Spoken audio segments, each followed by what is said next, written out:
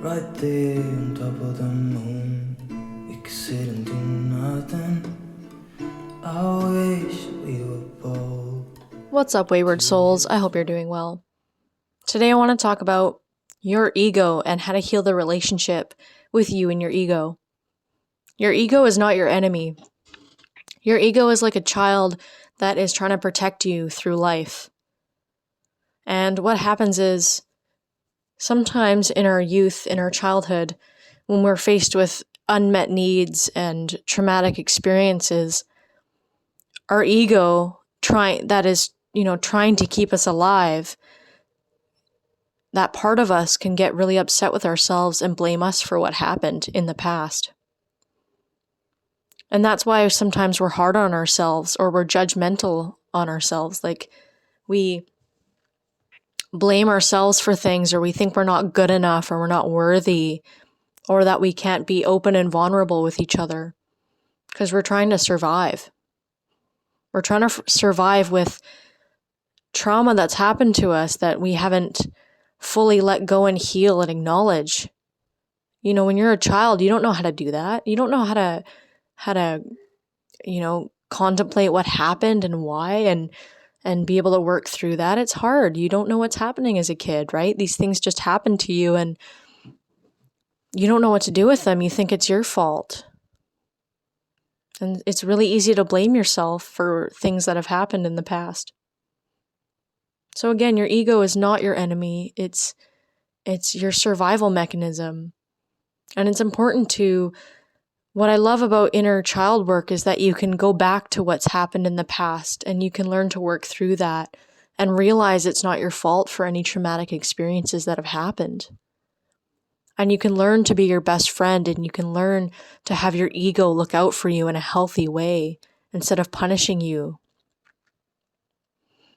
Learning to forgive yourself for the past, because you've done things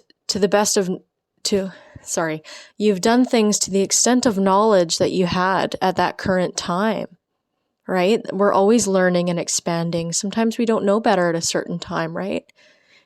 And when you can learn to forgive yourself and be your best friend, then you're integrating all those parts of you that have been wounded and disagreeing with who you are.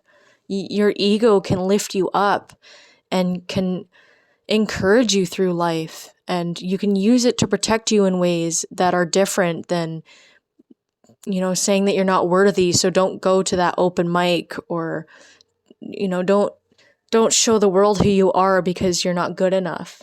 No, your ego is going to protect you in other ways, like using your intuition to see if this particular friendship is healthy enough to be around, or, if you should continue drinking or things like that. Your ego can be your most powerful tool in life, in getting through life and survival.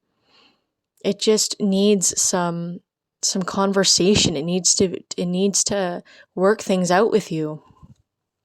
And when you can learn to forgive yourself and what you've been through and, be your best friend, then you can move forward and learn to forgive others for what has happened in the past, for the hurts that they've caused you.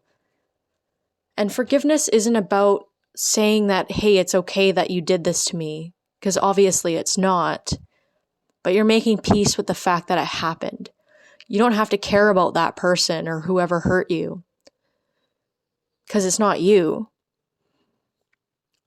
It's important to love yourself, but you don't have to say, it's not about saying it's okay that that someone hurt you or that it's happened. It's just making peace with the fact that it has. Cry it out if you have to. Like, people get hurt in life. We get hurt. We experience things that we don't deserve to experience. And it's life can be really harsh that way. Relationships really are our greatest teachers. Through these negative experiences, they teach us things about ourselves that, if you look at it, like, what have you experienced in the past in regards to love? Did it make you happy? Well, if not, what do you want out of love and relationships? Think about it like that.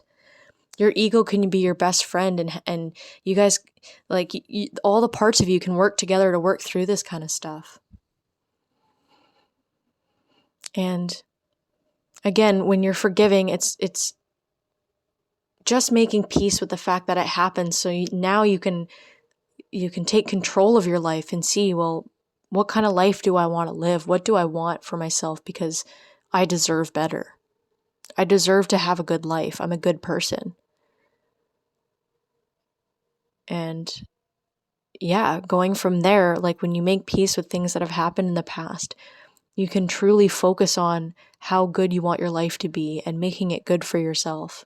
And knowing that you deserve to live a good, happy life, because we all do. Like, we all have love inside of us, and that is the truth of who we are. And so we deserve to live good, happy lives. We just often get shown through life, through hardships, that we might not deserve to be happy or live good lives. But, that's always just, that's trauma talking, right? And that's why it's important to really heal things that you've been through and learn to be your best friend and love yourself. Because when you show yourself the time of day and you know what you're worth, you know that you're worthy of good things, then you won't put up with anything less. You won't put up with BS from other people.